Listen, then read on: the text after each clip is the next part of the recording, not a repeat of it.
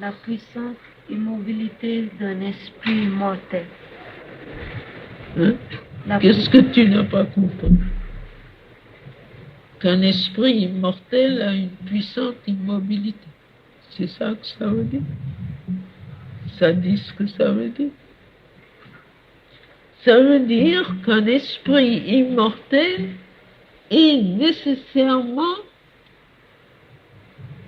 immobile et puissant, par le fait même qu'il est immortel.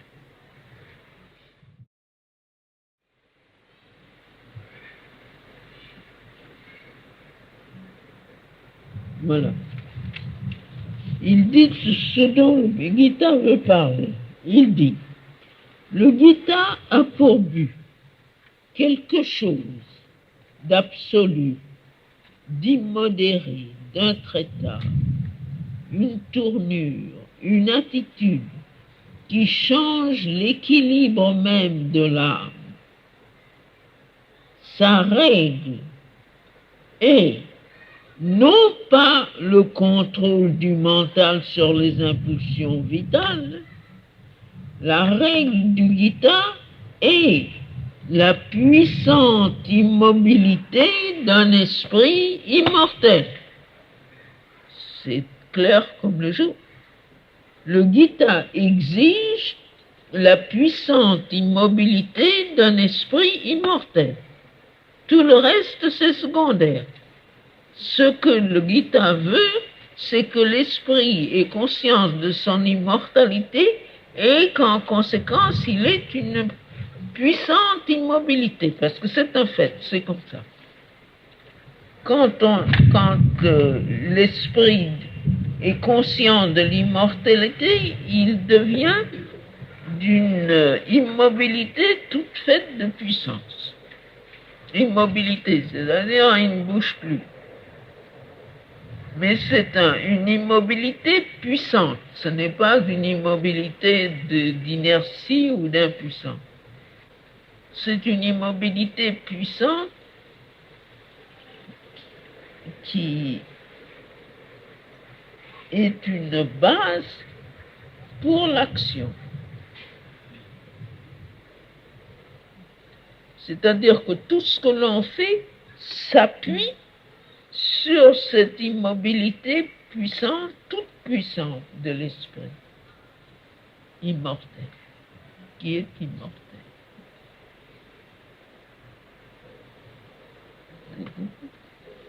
Mais, n'est-ce pas, il n'y a pas d'explication qui puisse vous donner ça, il faudra l'expérience.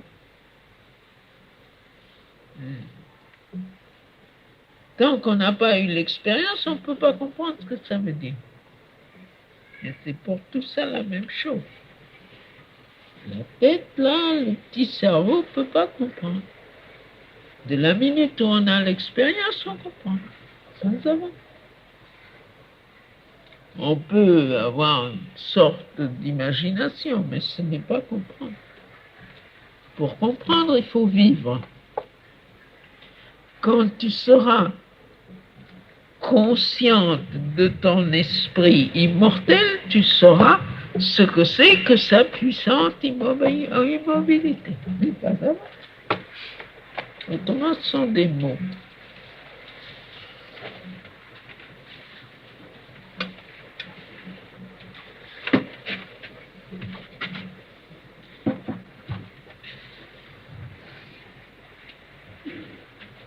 Tu ne comprends pas comment on peut être immobile et puissant en même temps.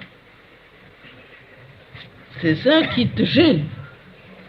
Eh bien, moi, je te réponds que la plus grande puissance est dans l'immobilité.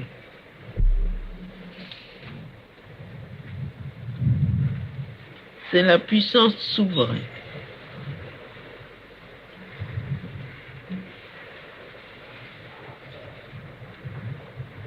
Et il y a une toute petite application superficielle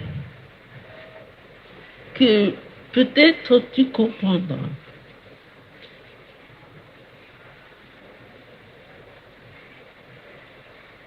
Il y a quelqu'un qui vient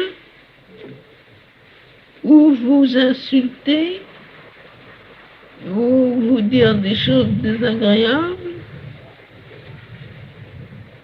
Et si on se met à vibrer à l'unisson de cette colère ou de cette mauvaise volonté, on se sent tout à fait faible et démuni et on fait des bêtises généralement.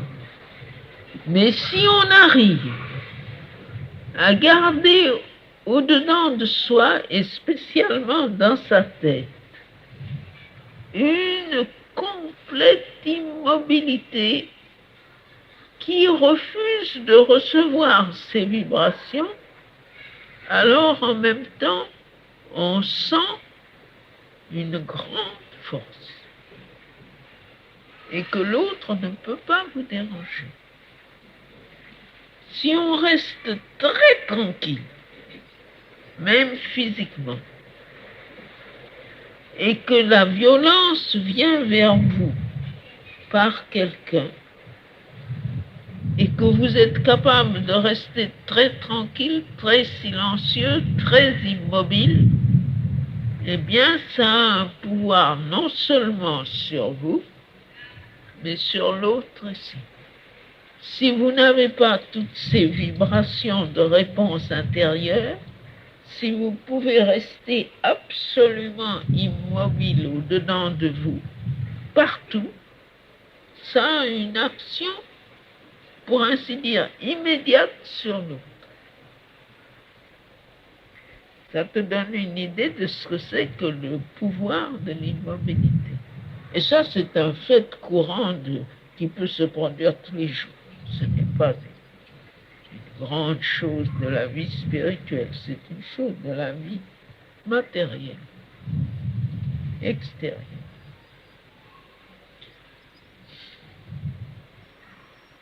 Il y a un pouvoir formidable dans l'immobilité. L'immobilité mentale, l'immobilité sensorielle, l'immobilité physique. Si vous pouvez rester comme un mur, absolument immobile, eh bien tout ce que l'autre envoie, ça lui retombera dessus, immédiatement. Et ça a une action immédiate. Ça peut arrêter le bras de l'assassin, tu comprends? Ça a cette force-là. Seulement, il ne faut pas avoir l'air d'être immobile et puis au-dedans être dans un bouillonnement. C'est pas ça que je veux dire. Je veux dire une immobilité intégrale.